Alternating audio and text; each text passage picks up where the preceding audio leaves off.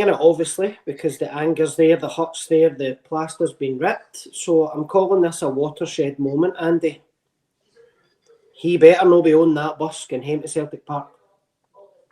And hello everybody, welcome back to the channel. Rangers beat St Mirren 2-1 and close the gap at the top of the table to 6 points. We are certainly not title favourites, but we're certainly title contenders. On the other side of the city, Celtic have lost again, their 5th loss under their new manager, and well, the tears are absolutely glorious. So we're going to dedicate today's video to injecting them into our veins. Yes, it's a Celtic fan meltdown, and yes, I'm going to enjoy it. Yes, I am going to put a smile on people's faces because it's brilliant, and I think it's only going to get a lot worse for Celtic as Rangers are getting better. As always, guys, please do hit the like button and hit the subscribe button for more, and let's get into this ultimate Celtic meltdown. We've just presided over what I'm going to call the worst performance I've witnessed and sat through since the year 99-2000, when you went to the Citadel of Cynicism and lost 4-0, which was a watershed moment. And that's what I'm going to lead with tonight, big man. I'm winging it, obviously, because the anger's there, the hurt's there, the plaster's been ripped. So I'm calling this a watershed moment, Andy. He better no be on that bus going home to Celtic Park. Done nothing but back this guy up and say, give him a chance, give him a chance, give him a chance. And I can't do it anymore, mate. I can't actually... It's really difficult to force myself to watch the games now. We can't score up front. We can't create anything. And we are going to be the easiest team in the league to score against. And that showed. It certainly showed tonight against a team that was well organised and passed it about well. A team that looks as if they're coached very well. And when I put into the chat, I don't know if you picked it up, but I'm right. It's like, who's got £77 million in the bank? What team? You know, what team has got £77 million in the bank? Listen, an absolute embarrassment. Listen, you know, I'm a Motherwell boy. I grew up in Motherwell. I've got my own issues with Motherwell and Motherwell fans. So, however, no axe to grind with them tonight. Motherwell plays the system you're trying to play. Now, I had this in the back of my mind, right? And I know I piss a lot of folk off, Andy. I know I do. I probably do in my own chat, right? I know it. No. I know I do. No, but I know I do. And I had this at the back of my mind. See, when this mask slips, I'm going to get found out here. Now, I can back my team to the hilt with a tunnel vision and all the credit in the world and all the bravado and everything that comes with it. But you mentioned there a team that was well coached, well drilled and well managed. Absolutely embarrassed you tonight by doing to you what you've been trying to do. Now, don't give me this pish that he's only been here for 2 months? What's this, 6 games? Aye. 7 games, 5 games. 5.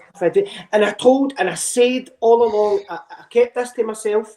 I've told my pals, I've told the missus, it was a wee man's birthday today, and the grandfather, we were going to get beat tonight. And we weren't just going to get beat tonight, Andy. We were going to get battered tonight. We were going to get shown up.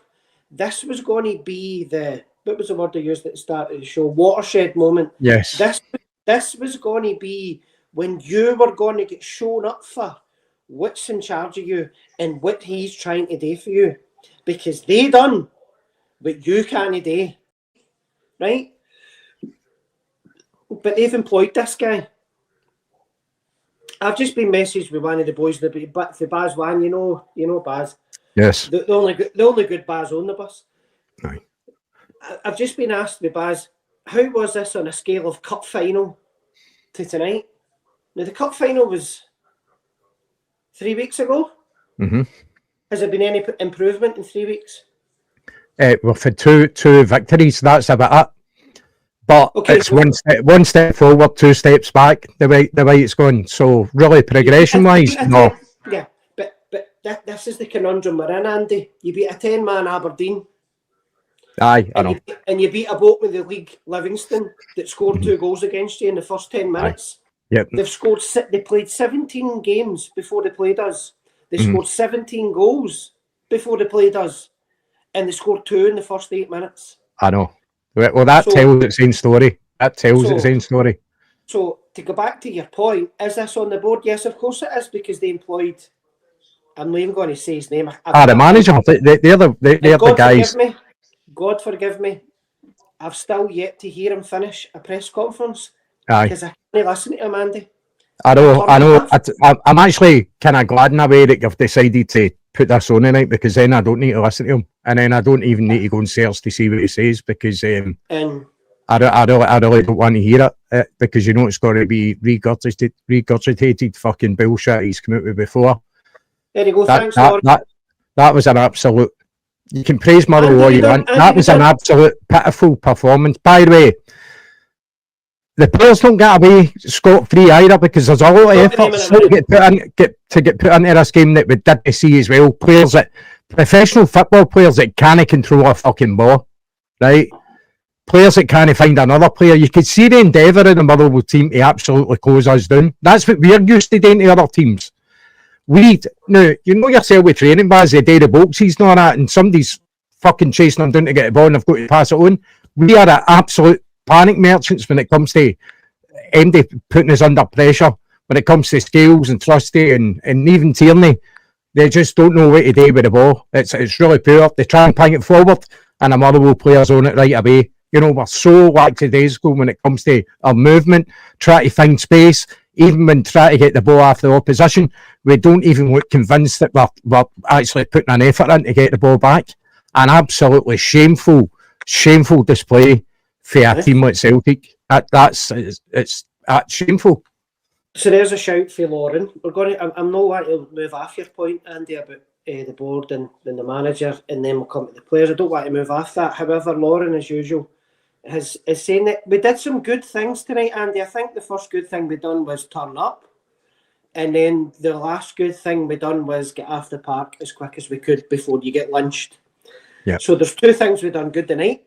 So they're there, and Paul McFarlane, another regular. Did they actually explain the good things that they thought we done tonight? I would love to hear him fucking explain this, you know, because that must have been the times that I had my fucking horns or my eyes, because I couldn't be able to watch anymore.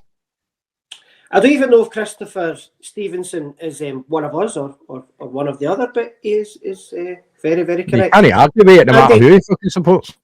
Andy, I want to go back, and I don't want to leave it, because I think it's the crux of it, big man.